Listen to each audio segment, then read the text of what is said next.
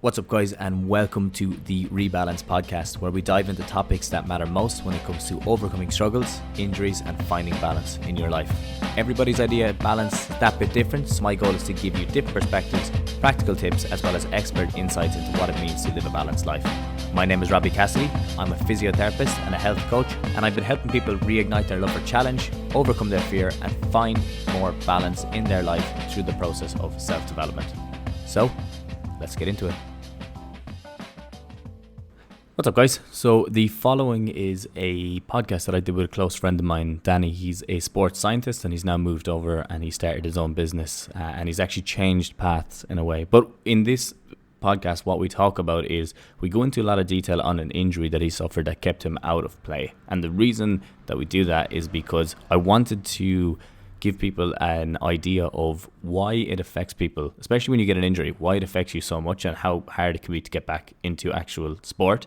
And in this case, Danny stopped jiu-jitsu for up to 5 years after it. And it was a sport that he loved at the time. He was just getting into it, but it was out of fear of re-injury that he pulled back from it. So in this podcast, what I do is at the start, we talk about it a small bit. We just talk about the injury. We talk about how it happened and all that. But as we go through it, we get into the details and we really get into the weeds about like how you are able to adapt your program and adapt the style of program that you do to accommodate an injury so you can help to get back into the sport. And in this case, it's a shoulder injury. It's an AC joint injury. So we go into the weeds. I first get him to talk about what he thinks he should do, and then I look to try and make a few adjustments to that because he has a good knowledge of what he's talking about. So I want to just make adjustments. So for a lot of people, if you're listening to this, you'll be able to take it, you'll be able to apply it to your own situation, and hopefully now you'll be able to learn about the process that I use or when I'm dealing with an injury that somebody's rehabbing when they're trying to get back to sport again. So hopefully you enjoy and let me know what you think. But as I said, it takes a small bit to get into it, but once we do, it's a great podcast. Danny, how are things? Thanks for jumping on, mate. So I guess we'll jump into it. You knew we were going to start with it. The very first thing is you finally returned to an old love, a sport that you introduced me to. Jiu-jitsu, how was your first session back? It was great, yeah. Like, you were on about it for so long. Danny, you have to come back to jiu-jitsu. Danny, you're going to love it. I was out here in Bali doing jiu-jitsu all day, every day. And I was a little bit jealous, but I was also kind of afraid to go back. I loved it when I was into it because I thought like, oh, this is something that I can get really into and I can go down the rabbit hole, kind of like there was so much stuff online. It was kind of a lot of my skills, just like naturally from having a background in breakdancing, transferred into this sport. And I was like, oh, this is something you use your head for. It's physical, it's exciting. But then I got injured and I kind of just left it. So when I saw you doing it all the time, I was pretty jealous actually, but I was still afraid to go back. Cause yeah, it does. It happens to a lot of people. Obviously, it's a high impact sport in a lot of ways. Obviously, not as high impact as rugby or one of those, but in terms of the amount of contacts that you have with people is there's very little like it, and obviously everything is a joint lock then, so you're going straight after the joints that are more susceptible in a lot of ways, and you're putting them into a position that you can do a lot of damage on them as well. Why was it you injured your shoulder, wasn't it? I was skateboarding at the time, if I remember correctly. For those who don't know, it was actually Danny who introduced me to jiu-jitsu originally, and then he got out of it after that, and I got out of it as well, to be honest, for a while. It was only when I went to Bali that I started to get back into it again. Had done a few sessions here and there, but nothing crazy. It was your shoulder that you injured skateboarding. It was an AC joint injury.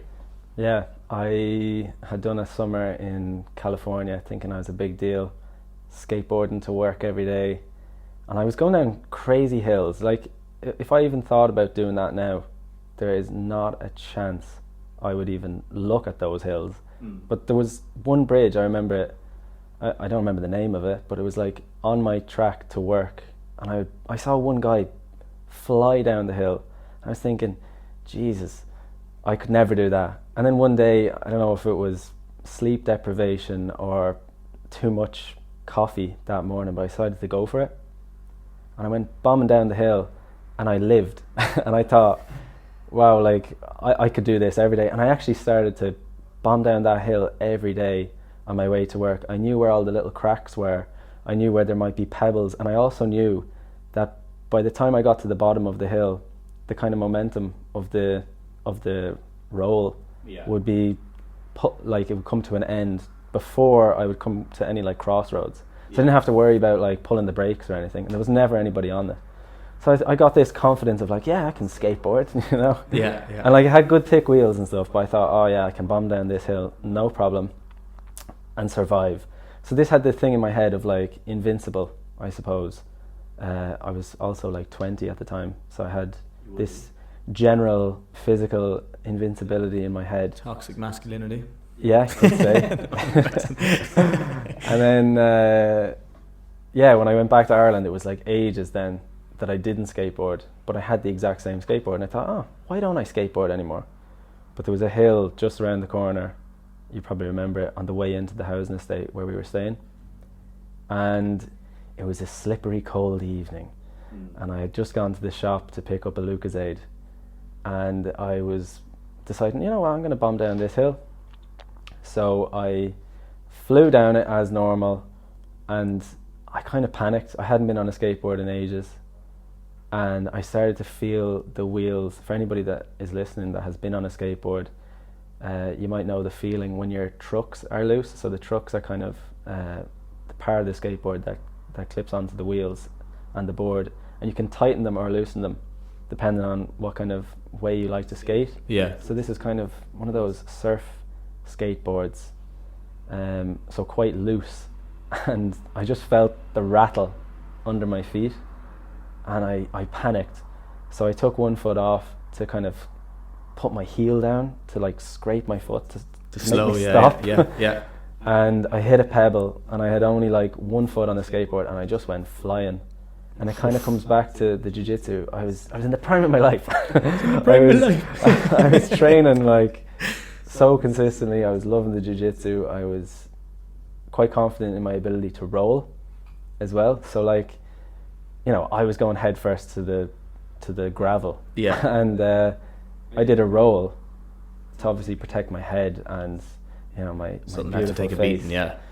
And I heard a massive, just like, hopefully that didn't sound too bad through the mic, but like a real big, real bad click, and I thought, oh, that's the bone broken. Now that's the collarbone gone. Yeah. There was a nice lift in it though. I remember looking at it after. There was a pretty significant dent in it in terms of, it was probably a grade 2, possibly, I wouldn't say, maybe not a grade 3, but it wasn't far off a grade 3 at the time with the AC joint, because there was a fairly significant rise in the collarbone in the way it was pointing up. I can remember that at the time. And did you know then straight away? Did it lock up? Did it get tight? Did it get sore? How was it? It's hanging off me, Robbie. It's hanging off. Just about survived. Like. It's true, but like there was a nice, you could press it down and all at the time. The pain of that though. I've seen that a lot of times. I remember I was covering a game in we were in the States, and my God, talk about toughness. There was a quarterback playing, and he was playing American football, but he took a ball out. They were coming in on the touchdown line, and he threw a ball. Fella caught it, and when he threw it, he got nailed at the same time that he threw it. Now he stayed down for a few minutes, and we came on, and we were like, "Is everything okay? Are you all right?" Came back or whatever. A couple of minutes later, he jumped up. He said, "No, I'm good. I'll play the next thing," because it was right on the line. In fairness to him, man, he came up, he threw a touchdown straight away after. It was maybe about 15 meters, and we went over, and he went straight down on one knee, and he was like, "Oh, there's a problem there." So we went over. We had to look at him. We had to cut the pads off. And we had to cut everything off. It was absolutely, when everything came off, his collarbone had broken in two, and it was sticking up in the skin. It was filled. Through the skin. Yeah, it was disgusting. But it goes a long way to show you that. Like, I'm sure at the time when you hit that and you had the bang for a couple of seconds after, there was a state of shock there that you were like, Jesus, thank God I didn't hit my head in a lot of ways. Yeah. But it goes to show that you have a lot of control in those situations, more than you would expect. That's what I was kind of going to talk about, was this feeling, because I've never broken a bone. I did. I broke my bone. I broke my wrist or something like that when I was pushed off a wall by a very rude child. Dead right. But the ego recovered from that one anyway, and I had this really hot feeling. I was just like adrenaline pumping, absolutely pumping, and I was kind of like because I was studying sports science at the time and I had a decent understanding of the body and anatomy, I was thinking, all right, this is like a broken collarbone or something like that. I heard a snap, but don't worry, because, you know, I'm going to be the master of my own rehab. Yeah. You know, I'm going to be the most dedicated, whatever. It's going to be over quick. Kind of like didn't want to face reality. Yeah, in a lot, yeah. But in that moment, I remember like, oh, it's not that sore, it's fine. Because I'd fallen off, like I'd fallen off a bike around the exact same corner with a bag full of groceries. And no bother. No problem at all. And then, yeah, and it was no problem at all. And I was like, okay, it's just the same thing again. Yeah. And it wasn't. And I thought, I went to like the doctor or whatever that night, and he was like, I was like, oh, it's definitely broken. It's definitely broken collarbone. And your man, the doctor, was like, so I've good news and bad news for you. And, you know, the classic line it up. Yeah. And he goes, the good news is it isn't broken. And I was like, what? How could it not be broken? That's great news. You know, what's the bad news? And he goes, the bad news is you're going to be injured for way longer. Oh, really? Because was that Ballinasloe? Did we get on to Ballinasloe for that? I can't remember the name of the hospital. Was that a very, checkup? Very small hospital. Portunkida? Yes. Yeah, because I was with you, I think. Yeah, thanks for driving. Yeah, you remember that, yeah. And we had, I was like, what? Terrible way to deliver it. Let's be honest here. Like, you know, in my head, I'm panicking. I'm worried that it's broken. And he's like, don't worry, it's not broken. It's much worse. Yeah, you know, exactly. like what kind of a way? You're going to be a lot longer out. Yeah, Don't even think about going back. Exactly. Yeah, exactly. And it was the ligaments in my shoulder instead. Not that it was detached or like, you know, my shoulder wasn't hanging off, but just where the collarbone meets the top of your shoulder. Your AC joint, yeah. AC or your joint. Acromion at the back. That was separated. It's displaced, like, yeah. It was markedly displaced as well at the time. It was up a good bit, if I can remember. But the thing about it is, with those ones, when you have those kind of grade 2 later stage ones, maybe it was, I wouldn't say it was a grade 3, but when you have that case, it looks so much worse. And then because of the fact that any movement that you do it feels a lot worse, it feels a lot tighter. And it feels like, in some ways, the way people describe it, I've never had it. I've just dealt with people who have, and you can correct me on this in another ways, that they say that their shoulder feels like it's loose. It feels like there's something actually popping up on it in a lot of cases. It feels like there's like their collarbone isn't really connected to the space and not doing the job that it should. So anytime they move their shoulder girdle at all, that it's just not feeling right. And that feeling for a lot of people can take months and months and months and years to get back from. I don't know what your experience was specifically, but I just know in that case, a lot of people really struggle to get back from that. Yeah, like it didn't feel detached or anything. It was just really painful. And whatever reason, I was kind of going through this phase of, I'm not going to take painkillers. Dead right. You know, I wanted it to be. But what good are they? Yeah. Tell me, like, in that situation, what good? I know people are going to listen to this and they're like, Robbie, what are you talking about? What good would painkillers been in that situation? Well, I'm not talking about like in the moment. I think I did take them in the moment because I was in agony, to be fair, once the adrenaline had worn off. But I didn't want to be taking painkillers every day because I felt like I could handle the level of pain that it was. I didn't think it was excruciating, but I was also being very careful. Like, my mom is a nurse and I kind of knew how to look after myself to an extent, and I kind of know how things feel. But my God, if I rolled over in bed, or if I had, like, a shower is a nightmare when your shoulder is out.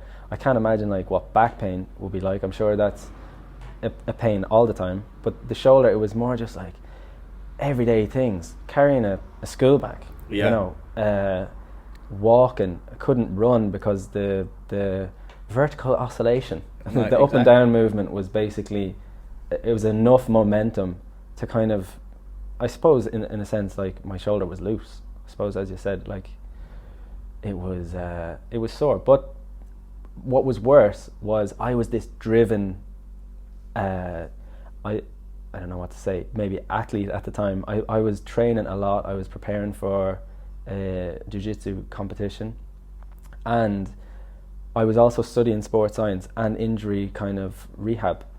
So, okay, well, I'm going to draw out the perfect plan, the perfect rehab plan. I'm going to follow the perfect rehab plan. And I ended up overdoing it too early. Yeah. Yeah, but that's what. In the sense that, How do you mean overdoing it? Let's jump to that. How do you mean you overdid it too early? What does overdoing it too early mean? I don't know. Explain your thought in your. My your thought thinking of it. process was, I had this plan. I knew that if you leaned forward and you started to kind of dangle your arm, so Pendulum swings. pendulum swings, yeah. So it's basically where I was not moving my arm at all most of the time. The doctor said research I did on like injury recovery for this joint. I went mad. Like I was like, In terms of the research that you did, in terms of the AC joints specifically, how many of them were under the age of 50? So I don't remember. the reason I say this is because I want to go into this for a second. That's why I'm saying when you said I overdid it too early, and I'm not going after you, but there's people listening to this that Feels like it. yeah, they feel like that's a very common thing to do, and it's not. Like, it's actually not. The most common thing that people are going to do is delay their recovery. That's the majority of people. They're not going to do enough early on, and they're going to affect it. So that's why I say, what was your thinking? Let's dive into that. What was your thinking that made you think that you overdid it too early? I feel like I overdid it purely because it was like one moment, like I hadn't moved my arm at all.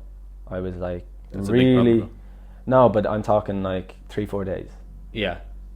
I was letting it reattach. I don't know, and I went into the gym and I was training the opposite side because I had read that. Cross train, yeah.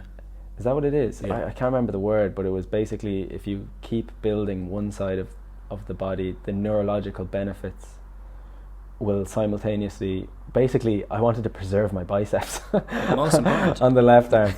So I was training my right like crazy, and really thinking hard about like my muscle on the injured side. But I did the pendulum swings, and I felt a crunch, and I heard a crunch, and that made me think, because then I did subsequent research and it was like, oh, it gets 30% weaker every time you injure it. Oof, yeah. A stat. Anyway, it could have been a Google. I didn't. Stat off, how did they? But what I'm saying, I'm not sure. But For me, I felt like I had, I was being overly ambitious with my rehab too quick, because I was gonna not be an injured person, you know. Yeah, but there's case for that as well. That's the thing. I think the reason I push it so much is obviously, like, okay, right, if you decided to, and you said, okay, I'm going to go in, I'm going to do overhead press, and I'm going to put 20 kilo on the bar because I was able to do that before, there's a massive chance that you overdo it, and then what's going to happen is it's going to get really sore, really tight. You want to be a maniac to do that. You on would, no painkillers. On no painkillers, yeah. But this is what I'm saying. It would get really sore and really tight. That would be the reaction of the body. And in a lot of cases, if you put too much, if you got fatigued and it jumped, then okay, you might injure it a small bit more. But in the majority of cases, people, like, even the pendulum swings, think about this as an athlete, okay, at the time. Pendulum swings. Like, that's, if you gave that to an 80-year-old woman who hadn't done anything in a while, there's time for pendulum swings, and they're good as well for coordination, and they're good after surgery, and there's times that you need them, definitely, rotator cuff surgery. The real benefit, I think, of what a lot of people, pendulum swings are when you just lie, you put your arm on a table or a chair, and you just let the other one swing around. It's working on coordination, it's working on proprioception, it's working on all the muscles correcting, so this is the idea, so that they can control the shoulder in the joint. Because a lot of the time when you get these injuries is you get this muscle inhibition from pain. That's what happens, is the muscles start to shut down. This is me speaking loosely. The muscles start to shut down in a lot of ways, and then as a result, you start to, that's why you were saying 30% weaker in a lot of cases. The pendulum swings are an easy way for people to get the muscle activation working again. But there's loads of ways you can do that. You're trying to overcome pain inhibition and that gate control theory of pain. Do you know the idea? No. It's basically like you can't get two pains at once. It's like the more important one is going to give you. That's the idea of it. Very simple. It's like a gate. It opens up and it closes the other one. But the pendulum idea is good. But I want to go into the mindset, because people that are listening to this will be in that situation. I want to go into the mindset behind what's the point that you hit it and that you said, I've done too much. It's the crunch. Yeah, in one way it was the crunch, and then on reflecting on it, so just to blast through quickly the rehab, I did recover, I took it, handy, but not too handy. Like, as I said, I didn't stop going to the gym. I stopped jiu-jitsu, but I kept training. I did the pendulums. I never got sore. I didn't feel like I did it again until about, I think it must have been like eight weeks late. No, it was longer than that. I don't remember the timeline. Yeah. Let's say 8 to 12 3 weeks. months later. It's kind of, 8 to 12 weeks is kind of the recovery. Yeah, I think it was 3 months later I went back to jiu-jitsu in a different gym, and I got taken down and Bang, did it again. And did it again, or it flared up? I went to the hospital the next day. I went actually straight to the hospital, and I had to take another, I think, like 10 weeks off or something. Did you get an x-ray or an MRI? I don't remember. I just remember hearing the crunch again. Like, I heard it was really, and I was crying like so bad when it happened again, because you're so invested in it. Like, if you rely, I was also doing kind of personal training at the time, and I was relying on my body for work and I needed to be able to do movements, and then my goal was the jiu-jitsu, and then my goal was playing different sports. I was playing football, five-a-side, loads of stuff, and then I wasn't able to do that. So my whole identity as a person was being fit and being in sport and being active, and to kind of have that all taken away from me for a period of time, for an injury, in a sense, I was like, no, I'm not going to be this person for long. I'm not going to be injured for long. So then when I went back and it happened again, I was like, it's going to be my whole life. And I can't go to jiu-jitsu. I can't do this. And that's why I ultimately stopped going, because I went back like again a little while after that, and I was just too afraid. What's up, guys? Robbie here. I hope you are enjoying the podcast so far. I want to take a moment just to personally ask you for your help. If you're enjoying the podcast, would you be willing to share it with someone you think would love it too? Maybe a friend, family member on social media, or even if you just brought it up in conversation with someone you know. The recommendation means the world to us, and it's because of people like you that we get to be able to produce this podcast on a weekly basis. So thank you so much for your support so far, and I would love if you could help us reach even more people who could benefit from it too. Really appreciate you, and we're going to jump straight back to the podcast. It's common though, like and the other thing is an impact injury, which is a bit more, obviously with an impact is like there's a lot more mechanical issues involved in it, as opposed to like the body obviously reacts. You could look at it in a lot of ways, but with the impact injuries, when you go back, the thing is it's hard sometimes to progress your way through that. But this is the thing that a lot of people miss out on, is you didn't do any jiu-jitsu training for 5 or 6 months, and then you just went back into rolling at 100%. I suppose I did, yeah. Like, it wasn't 100% though. I made people aware. I messed up by starting on the feet again. Yeah. And doing takedowns. Highest, yeah. Which was ridiculous in hindsight. But anyway, and by the way, it sounds like I was some kind of a jiu-jitsu wizard. I had only actually been training for like 7 months. I was just obsessed with it. Here's the thing is though, man, is a lot of the reason I want to go into it is because it happens to so many people that they try something new, they pick up an injury, and then they stop doing it. Like I'm not using. It's good to use your situation as like an example. I'm not using you as like a scapegoat. I'm just using your situation as an example because I want to drill home the idea that first off, the injury, it's very hard to redo an injury. It's not very hard to redo an injury. Easy to redo an injury. It's very simple actually to redo an injury, but it's very hard to, when you get an injury, to overdo it at the start, unless you're stupid in what you do. In terms of, like, as I said, high impact. If you tear a hamstring and you go sprinting the next day, guaranteed you're going to tear the hamstring more. No question. Yeah. Like that's just. But if you tear a hamstring, you go for a walk the next day, then it's going to build up.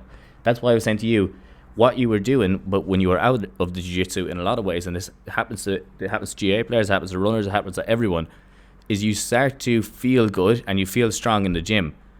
But the gym has nothing to do, it's very little to do with jiu-jitsu, unless you were rugby tackling someone in the gym. You know, unless you were going from a plyometric box and falling off onto your shoulder and hitting it. But see, this is the thing, and that's why I'm not trying to make a scapegoat out of you. I'm just saying that it's very interesting that when it happens, and then see how quick and then you stop jiu-jitsu altogether. And stop the the sport. reason I think as well, because I was doing gymnastics rings Yeah. for after the recovery, like while I was recovering before going to jiu-jitsu. So Excellent option as well. I had a new confidence in my shoulder. It was 100% stronger than it ever had been before, as in my general shoulder strength, because gymnastics rings so much stabilization. So I was like, yeah, I'm ready. Like, I'm ready to go back. And I did start gingerly, but then you know yourself. Oh, the ego takes over. If you're in there, and as well, it's fun. Yeah. You know, like I was in there, I was practicing the jiu-jitsu, and I was like, oh, this is such good crack. Like, I'll just do a little bit, you know? Yeah. And then obviously happened again, and then took a long break, but I did go back after that. But the gym I went to, it just wasn't as fun for me. Yeah. And then the environment is a huge and I was one. kind of like, oh, maybe I'll find something else that I enjoy. And I kind of did. So I did go back to other sports. I found like plyometric training and calisthenics. So I was doing a huge amount of handstands and flips and cartwheels and kind of capoeira style stuff and yoga, and particularly handstands. I would say I got just mad into this whole world of calisthenics. I was like, oh, maybe I don't really miss jiu-jitsu that much. I just liked learning things. Yeah. And so I didn't really miss it a huge amount, I guess, for a while. But now, having gone back for one day, I'm like, where have you been all my life? Like, I really missed it. Yeah. I really enjoyed it today. But it's a good learning point for a lot of people as well. And I want to stick on there, like, even looking at, like, now that you're back at it, let's look at rehab of what you can do to continue. Like, your first day at it today again is perfect, because you went in there, you did a couple of rolls, nothing hectic, and you just took it handy. The thing is now, like, let's actually look at a step by step of how you, because I think that would be important for people, of how you could work on it and how you could build it up. But before we do that, though, we need to look at the mindset first of what stopped you going back in there, or what was on your mind, and how did it develop into the point that, okay, I can't do this anymore? Was it specifically to do with the injury that time you went back and got the crunch? I know you had returned and there was other things. Like, what other parts of your mind played into it? It wasn't worth it? Like, how else? Yeah, it wasn't worth it, I thought. As much as I enjoyed it initially, where we first trained, I couldn't go back there because I was no longer in college. So I wasn't going back to the same gym. So I went to a new gym, and I didn't really love the learning style. And then I got injured, and I was like, what am I doing here? You know, and especially at that time, I was running a personal training business. Like, I was coaching people, I was working in gyms. I had to be fit and healthy. Like, at that stage, my mind was also no longer this invincible person. You know, I'd gotten injured. Yeah. I had gotten injured multiple times. And to put my income at risk for something that I wasn't loving as much as I had been, and I had this fear in my head of like, oh, I could get injured at any moment now. Like, even if I was playing five-a-side, I love playing five-a-side, but if somebody came in for me on a big tackle, I'd be ready to plough them after. I'd be like, are you serious? Like, if I get injured, that's the end of my money, you know? So I was really sensitive to getting an injury after that, and I think now I'm not afraid of getting an injury anymore, because I've been going to the gym for years since, and I have not even come close to an injury. Yeah, but the idea of getting an injury as well, and the thing about it is, the interesting thing is with jiu-jitsu, now that you're back at it, or with training, there's a huge chance of it flaring up. And when you get a flare up, it doesn't mean that you have an injury. So there's a huge chance that it gets really sore, and really, like your neck today. Yeah. It gets really sore, it gets really tight. But you don't straight away say, I get injured. Yeah. Do you know, that's the thing. But I can see what you mean though. Is like, when your livelihood is on the line, it's a small bit different, because it's like, I actually need to make to make dollar. Like, I can't be actually I can't be taking a piss. With it now and looking at it going forward, okay, so let's get your opinion. And the thing is, Danny's well versed in training, because he has come through a sports science degree. He has been gymming for years, involved in many different sports, involved in many different athletes and teams and stuff like that. So he has a good knowledge on it.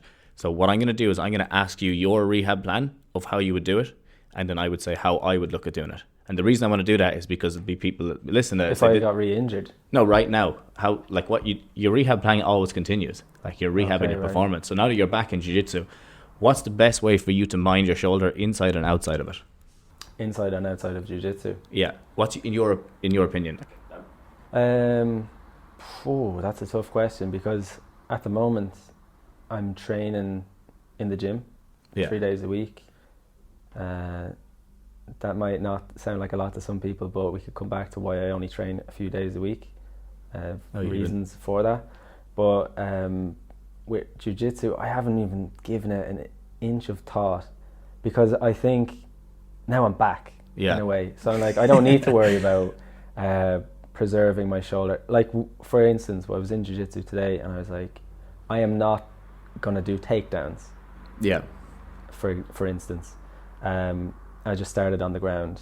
Or, you know, if somebody has me in a certain position, I'm not going to risk not tapping, or I'm not going to fight to the death, basically.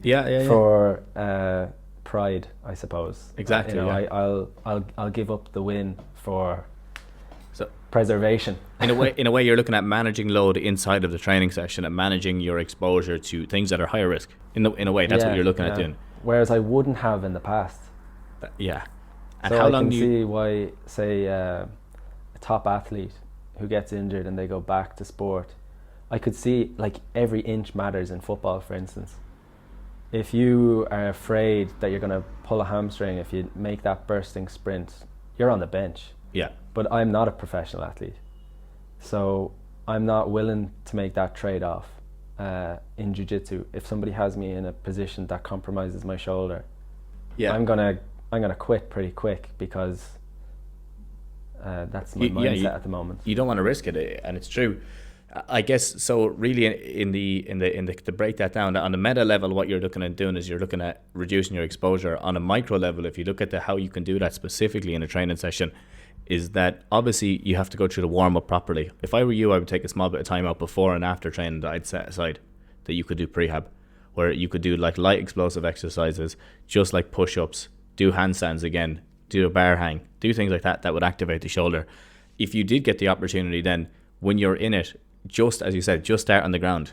Start on the ground and look at, I would go against higher belts as opposed to more ego-driven lower belts. I think that's a big one. And making sure that you manage that. But if you do that, you also have to be aware that it's a two-person game you're playing. So if you start to pick it up, they will start to pick it up as well. It's like if you start to pick up the pace and you start to try to set the pace really fast, other people are going to do that as well. And this happens so much in football, man, that like I always see this with GA players tear their hamstring again. How'd you tear it again? Well, I went back and we were doing hand passing, and I was hand passing off and kicking over the bar, and then the first fella, he took me on, and then the second fella, he took me on again, and so the third fella, I said I'd stick with him, and I went with him, and I tore a hamstring. We had said that you just take the ball and hand pass it off. We said no, like that. We had said that. So it's so fun. It's so much fun, but it's so much fun, exactly. But the competitive edge of it is the part that takes over. So in your situation, like what you could do there, man, honestly, it'd be simple. Just say higher belts, as you were saying, like don't let the ego take over. Do that. Maybe you jumped in what, 2 rolls today? 3? And back 4? to back, I suppose. Possibly, yeah. Well, you can do that, but you can just look at building it up. 4 today at a nice easy pace. I know we had a nice one, and then you look at building it up. So next day you do 5, and then you pull back, and what you do is you assess tomorrow how it feels in the morning. It's going to be a big one. I'm already feeling it. Yeah, but that's the thing. You can assess how it is, but you know now that you haven't re-injured it. This is the important thing. That's true, yeah. Because you've gone through the session and you know that you can do all the movements, so it's not re-injured. Oh, definitely not re-injured. I'm absolutely delighted. Like, as soon as I go home, like I'm beaming at the moment. I'm absolutely over the moon, and it's such a good thing to do this chat today, because I'd say like 2 days ago, I was like, I'm not going back to jiu-jitsu. Too risky. I've no interest in that anymore. Yeah. And I've completely, like literally one day, I'm absolutely over the moon that I went back, and I will continue to go back. I don't know about going every day. Again, comes to kind of load management, where I feel like although I want to train every day and I want to get the belt and I want to progress and I want to show how good I am, to yourself that's nonsense. as well to yourself as well. Like you want to prove to yourself that you're able to stand with it. Because the boys in there, man, are top quality. Oh yeah, top quality. Yeah. Like there's yeah. there's no joke. I know, but I don't know what it is. I love competing as well. I think this is a big thing as we get older. Like, I'm playing football my whole life, Gaelic soccer, competitive, always competing, always, you know, on good teams that were winning games, and I was very, I'd say, stout. Like, I'd get thick, you know, if it's not going well. Yeah. I'd be, you know, full tilt, let's say. And it's the exact same anytime, even like PE, competitive. But as an adult, you don't really have those outlets anymore in a sporting scenario. Like, some people do. Some people stuck with organised sport for a lot longer. Some of us have putting that into the gym. Yeah. Which is typically a terrible way to compare yourself to others, because it's not fair. A lot of people are on steroids. A lot of people are. You can't be like, oh, you're comparing yourself to somebody on Instagram who's 21 who's dosed to the max. Yeah. Like, they're going to be hitting crazy numbers. So I feel like, in terms of like a fair, competitive scenario, jiu-jitsu it like ticks a lot of boxes for that kind of competitive community though. The gym is excellent, but I think if you're going to stick at the gym, you need to have a community in there. Like, if you're just CrossFit is a perfect example. Yeah. Is the perfect example of people who need to get into the gym and do have a community at the same time. Yeah. Excellent one, actually. Yeah. I saw a joke, and it was a fella saying that he's joined a support group for people who've peaked in high school. It's called CrossFit. Oh yeah. And I thought it's like, but it kind of, it's exactly my point, that when you're really competitive and you're younger, you're no longer competing. Like, maybe you're competing for promotions in your job or different things, but physical competition. I think that's why people love these, like, 5k runs, or they love the fun run on the weekend, or they love doing the park run. Exactly, yeah. Huge, yeah. Like, that's all about getting your numbers down, competing, and it's really fun. And I think CrossFit is such a good way to do that every day. Here's your workout for the day. Yeah. You know, everyone's doing the same one, and you can kind of handicap yourself if you're really fit by having heavier weights. Yeah. Or doing it with, you know, XYZ other way to make it more difficult. And pick the person that you train with. Exactly. You know, I actually have never jumped in a full CrossFit class. Oh, you should. I've never done it. Yeah, I need to try that out, because I work with a lot of people that do CrossFit. I've never jumped into a full one just to see what it's like. You would 100% love it. Yeah, but my issue with it is, right, not that I have any issue with it at all. CrossFit is great, and it's an excellent community, and it's a great thing for people to get together. But, like, I need a goal. But there is a goal. What's the goal? Just jog until you can't jog anymore. Like, yeah, like, there is a goal, and it's very, like, in front of you. It's like, you need to do, you know, let's say they did, like, I can't remember them off the top of my head, but there's various workouts. Yeah. And you're in a room full of other people also doing the same workout. But I've done the goal is to beat them. Yeah. You know, and to be the first to finish, and to beat your personal best. And the fact that everybody is trying to do it too, when you're competitive, it, like, really drives you on. Definitely, like, if I told you now to do 10 pull-ups, you'd probably get 10. I'd hope so. If I didn't, I'd be in fine condition. If I reframed that, and it was, right, me and you were going to do 10 pull-ups, until one stopped, we'd both do 10 pull-ups. But if we said no shoulders left, yeah, if we said, like, 5 minutes, let's see how many pull-ups each of us can do. Yeah. You think you're going to do more. Like, if I asked you to go to failure before the competition, you might get 12, 13.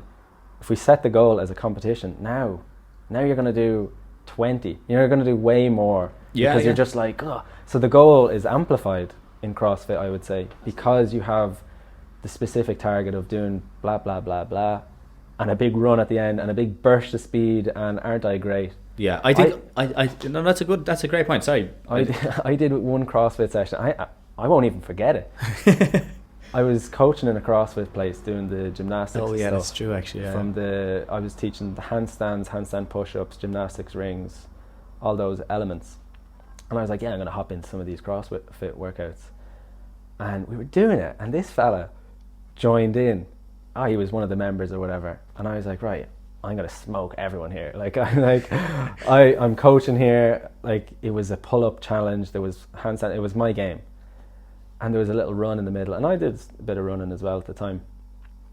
And your man was not counting properly. There's no way. There's no way. I remember to this day. There's no way he was counting Gregory. properly. I'm sure I lapped him, but he got all the social approval of winning at the end, and he stole that from me, Robbie. Did it take it from you? Yeah. Did that hurt? He took that from me. Why did it hurt though? It hurt because you had associated I was yourself with the competing. gym. No, I was competing and I thought it was unfair. But is it because you had put yourself in the position of the coach who should be better than everyone else? Because No. Like, I'm not that bad. There was definitely lads there that would destroy me on another day. But this was like... This was just unfair. I genuinely won. This was false. You know, this was false. Try boxing, man. Try boxing. yeah. Any point scoring system. But like... These are thieving bastards. These are Anyone who doesn't know that, it's Michael Conlon in the Olympics. How does he say it? These are Teasins. I'm not going to butcher an accent in public. He wasn't happy with the Russian referees, I guess. And he was right, because they got caught for it after. It was actually an inquiry into that after into those referees. It wasn't Russian referees. He was a Russian fighter, and the referees around it. But it was in Russia, no? No, it was in Rio. Was it? Oh yeah. It was in Rio, yeah. But the referees there was an inquiry after, and I'm pretty sure they got caught for cheating, yeah. And then the guy that he was boxing against actually pulled out in the end. So tough going. But sorry, to go back to that, right? So you're not off the hook yet on the shoulder injury, just to let you know. Because I was thinking you're coming back to he's coming back to it, because what we're looking at now, right, is what can you do in the gym to promote it? I'm just focusing on to promote injury prevention for the shoulder. And I'm looking at the shoulder now. Let's make it specific for jiu-jitsu. The reason I'm doing that is because I want people to get an idea that just going in and banging out loads of exercises in the gym just to do it for the crack, it doesn't mean it necessarily translates over as injury prevention for your sport.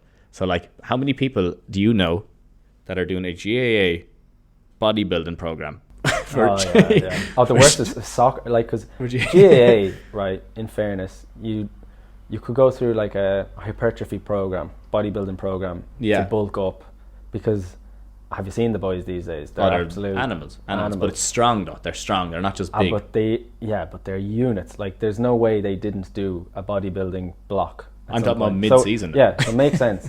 But like, I was coaching a fella in the gym, and he was a soccer player, and the lad just doing arms, just doing arms and chest. And I think obviously that's how people want to train. It's not specifically for the sport, but if you're training specifically for like GAA, obviously you want to be doing power building, which would be in season though. Obviously, even in season, I think it should be a pure focus on strength and power. I don't think you should be doing high repetitions in GAA training, because what's the advantage there? If you're in your off season, okay, you can do a load of high volume training, but you're getting huge volume for your recovery during the games, during the training. Your training sessions in the gym, in my opinion, should be about building strength and power, which is to be explosive. Low repetitions, high weight, the main movements: overhead press, vertical pull, vertical push, bicep curls, horizontal push, horizontal pull, squat, hip hinge and squat. Yeah, you should be doing those movements, and then if you want to be a bit more kind of unilateral, you could do one leg at a time, or kettlebells, this type of thing. Explosive work. Doing a bodybuilding program in the middle of a GAA season is, I think, too much volume. Yeah, and it's the interesting thing, and I'm actually going to look at that in another angle as well. The interesting thing about doing that is that you're putting so much stress on the muscle as opposed to the nervous system. And when you're in season, you're looking for nervous system adaptations as opposed to muscular adaptations in a lot of ways. Because if you put a load of stress on the muscle, you do a lot of RDLs, like high numbers of RDLs. Yeah. Okay. Then you go do it, you go running, and there's a chance that you pull the hamstring as a result because it's already fatigued. And I've seen this so often, like when I look at people's programs and they come to me and they're after an injury, they've pulled a quad, they pulled a calf or something like that, and if you look at their program, it's just not suited. But on the other side of things, you pull a hamstring, okay, you need that hamstring to tolerate high loads. So when you get injured, a lot of the times you obviously do need to do the strength side of it as you get closer, but sometimes early on in the rehab process, you actually need to do the volume, because the volume then translates over to better tolerance. Yeah. Do you know what I mean? Yeah, it makes sense. It does. Yeah, no, for an injury recovery. That's the thing, yeah. See, for hypertrophy in season, crazy idea to be trying to build. But injury, then you do need to actually look at the hypertrophy slightly, just for small times. Yeah. An interesting example I had just from strength training, I was cycling quite a lot to work, and there was a big hill that I had to go up. This seems to be a running theme, actually, going to work. A big hill on the way to work. And on the way up, like, I was cycling, I'd been cycling consistently, like, I could get up the hill, no problem. Yeah. But I was on a really good strength plan at the time, doing a heap of squatting and deadlifting. Nothing better. And I remember, like, it's like I had another gear going up the hill. It was easy. After 6 weeks of heavy squatting, I took my squat from a pathetic 60 kilos Stop. up. Well, I'm 70 kilos for anybody listening. It took my squat from 60 kilos to 137.5. It's a nice, Jesus, a nice jump there, 2 times body weight. In a relatively short period of time, just by doing progressive overload. But anyway, when I was going up the hill, by Jesus did I tear up it. Like, it was just like I had an extra gear, an extra way more power. Yeah. And I think for a GAA player, if you were looking for the optimal program for performance, you could not tell me that doing bodybuilding would give you that extra power that you gain from doing an increased strength-based program. With regards to injuries, I think for the tolerance, you're dead right. Like, it would at certain stages, though, you can't stick to it all the time. You need to build the strength. 100%. You always have to be building the strength. Otherwise, you can't go wrong getting strong. Yeah, exactly. And also speed, I think, for power. For example, muscles react to force. So they're gonna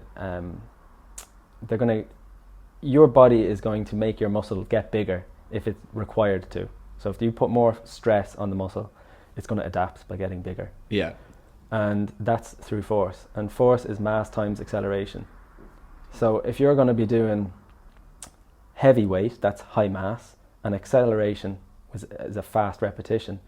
Things like, what do they call it? Cleans. Yeah, clean jerks, yeah. That'd be ideal. Not even the jerk or the jerk or whatever. Power cleans, like, power cleans. It's perfect for GAA.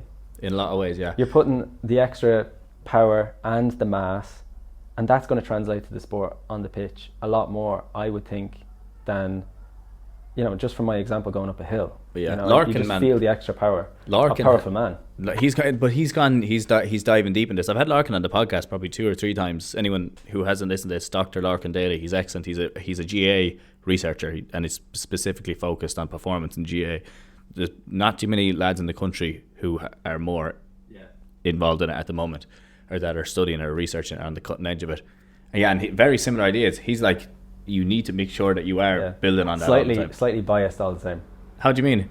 Well, no, he doesn't do just weightlifting. No. Yeah, he's also a weightlifter. He's also an Olympic weightlifter. So he's listening to this right now. But I don't. No, because he's very good with the research, man. I actually get Larkin for a lot of my clients when I consult Larkin for having him to do, like, what way would I structure this program in ways. But yeah, he has some very, very interesting concepts on it, and a lot of it is like that. We had a really interesting one about eccentrics recently. We were basically working with this GA player, and we were looking at doing, it was like you eccentrically load. So you come down for 4 to 5 seconds, then you just unrack the bar, or you rack the bar, you don't come up, and then you have to get off and load it up. But the boy was like, man, this is taking me forever to get through.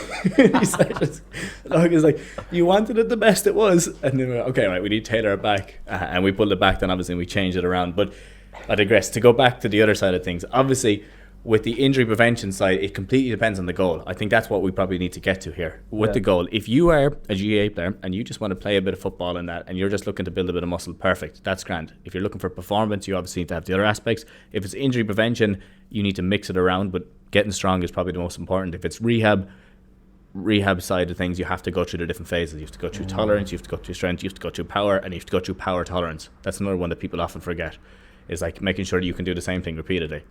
Huge one. Now, to go back then and look at the gym work, okay? So we went on a little tangent there about GA. It was a great ride. But if I remember correctly, I asked you about your shoulder For jiu-jitsu. for jiu-jitsu because it was an AC joint injury. Anyone who doesn't know the AC joint, it's the top of the shoulder. It's your collarbone comes across, touches the acromion at the back. You can feel it if you touch it.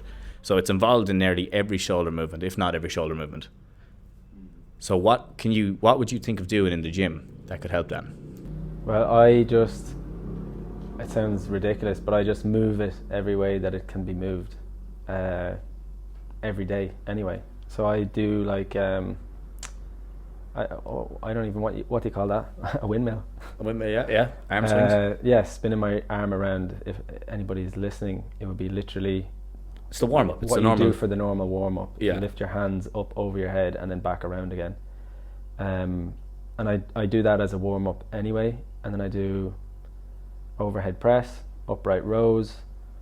I do bench press and I do rows. The exact same as kind of what I said for like your main movements, your main body movements. Yeah. Would I do something specifically for jiu-jitsu?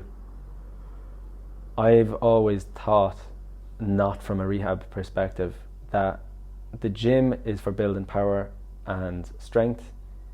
The sport is for specificity. Yeah. You get your specificity from the sport, not in the gym. Yeah, well, that's why like doing squats will only improve your sprint so much. But if you're not sprinting, well, the best of luck to you. Exactly. And I also think it's stupid that somebody who's trying to improve their sprinting is going to be doing one-legged squats on a Bosu ball with kettlebells. Oh, that's just reckless, though. But a lot of people do that. Like they see LeBron Instagram James stuff. doing nonsense, and you think that you copy LeBron James' workout, you're going to be like him. No, you're not. You're like, that lad is an anomaly. Yeah, but I think the other thing is with specificity, you do need to be specific when you're looking at it. When you're looking at getting back after an injury like that, you need to look at how you can replicate what. And I always talk about this: how you can replicate the demands of the sport in the gym situation and at home. And it could mean that literally, like as you said, actually something you mentioned there about the arm swings.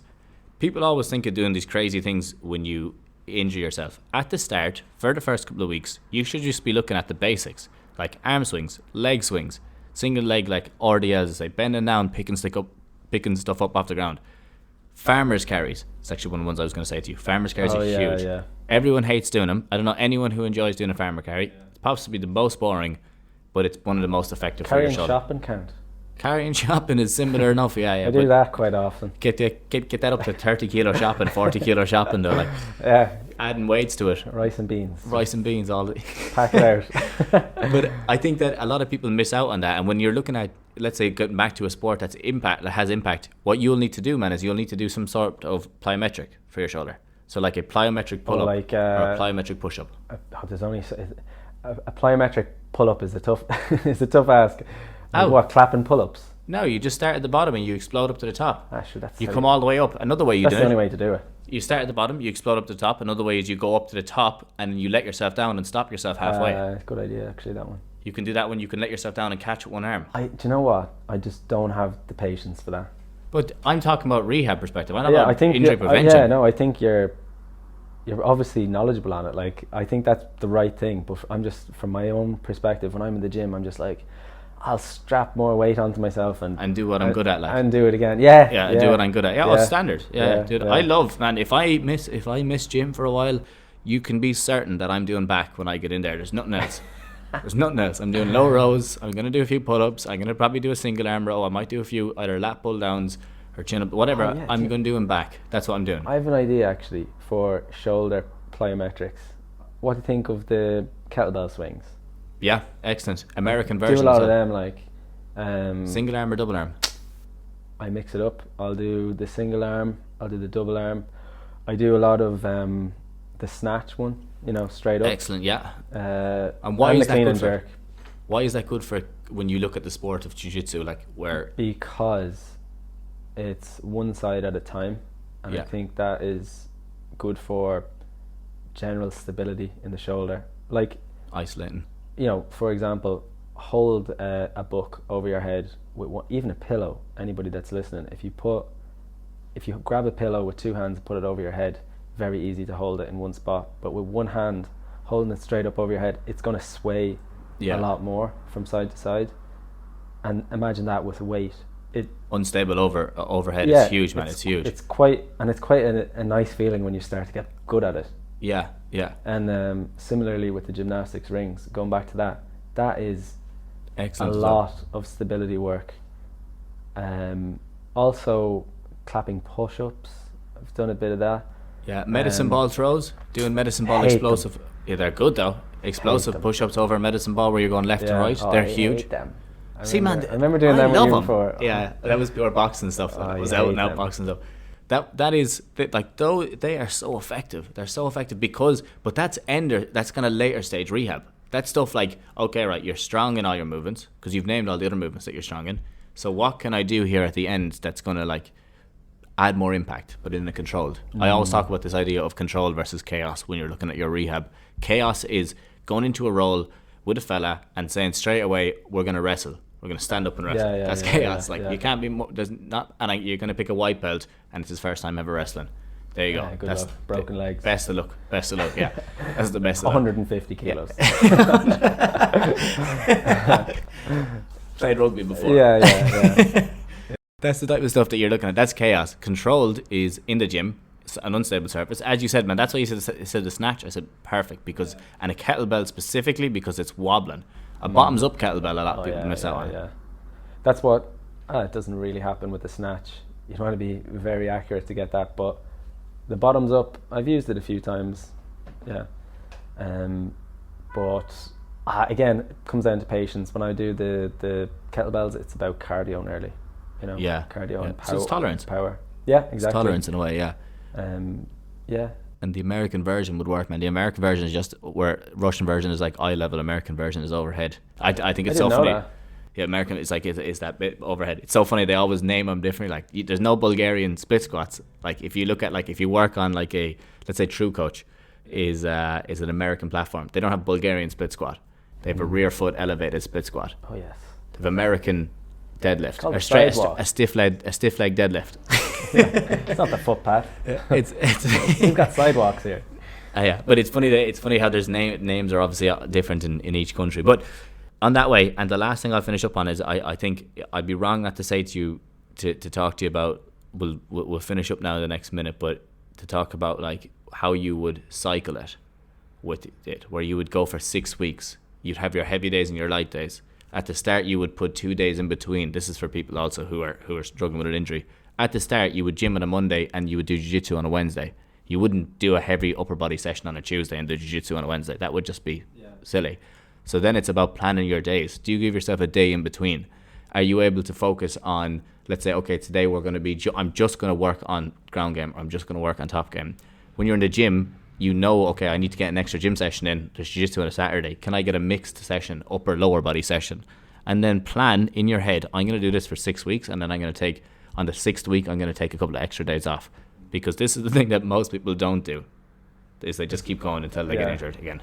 Yeah. Their injury is their deload. I have a different take that not a lot of people agree with, but about the weightlifting. Can of worms here, Robbie. Oh yeah, I know it. I didn't even think of that when I said it. Yeah, I've been doing like a 1 day a week gym session. And for me, that is optimal. And I know a lot of people are going to be like, what is this lad talking about? Why did you have to finish it on this? I know, people are going to be saying, this is lunatic. So we have to go into this now. So if I was, no, we'll come back for episode 2. But the way I like to do it is heavy, high volume, the whole lot, full body workout, once or twice a week. I was doing for a long time. So that would give me enough rest to do the jiu-jitsu in between and still make the strength gains that I want to make, because for me the gym all comes down to progressive overload. Every single day in the gym you should be making a little bit of progress. You should write down exactly what exercise you did, what movement, what weight, what reps, how much rest, what, everything. So then when you do that exercise again the next time, it's slightly more. And whatever it is, it could be 1 extra rep, 1 extra kilo, whatever it is. As long as you're doing that consistently, you're going to make the strength gains. You're probably going to make some hypertrophy gains. I was making muscle gains doing that. So for me, if I was cycling for jiu-jitsu, let's say that was my goal, I would drop down to once a week gym sessions. Yeah, you could do that. Yeah, or, you or could twice a week, doing undulating periodization, which is where you do a high volume full body day and then a high strength, high resistance another day. So if you're going to do that, then last thing I would add is that at the end of your jiu-jitsu session, I would look at doing your explosive push-ups, because you're already fatigued. You know you're only going to be in the gym one day. So when you finish your jiu-jitsu session, I would just go and I would do a couple of explosive push-ups, landing on one hand. Explosive pull-ups on one hand. A lot of people miss out on that for prehab. When or you're fatigued.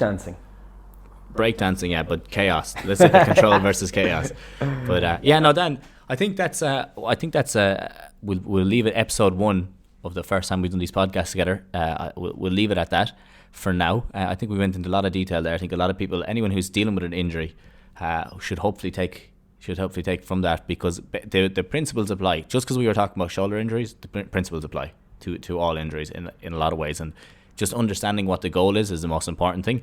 Once you understand the goal and you see what kind of barriers you're putting in front of yourself mentally, then you start to work towards those. And in a lot of cases, working with someone helps you in that, because a lot of times it's hard to see that barrier. But at least you have an idea. If you have an injury and you're looking to get back to a sport, or you're looking to get back to activity, you at least know that you have to cycle it. You need to work on the different types of strength. You need to be sport specific when you're training, and you need to enjoy it most of all, because I think that's the big thing, isn't it? When you were getting back at it, if you didn't like it today, I don't know how long you would be sticking at it. I wouldn't go back. Yeah. So in making sure that you're enjoying it in some way. Do you have anything to finish on? Yeah, just find things that you like to do and do them as often as you can. Simple. Thanks for having me, Robbie. No problem at all. That's all from us today, guys, and we will chat to you all again next week. Have a good one. Okay, guys, thank you so much for listening to today's podcast. I hope you enjoyed the show. If you're looking to learn more about what we do, as well as check out any of the mobility and prehab programs we have available, just head over to the description of this podcast and you will find a link to all the programs there. As always, thank you for listening, and I will chat to you all again in the next episode. Have a good one.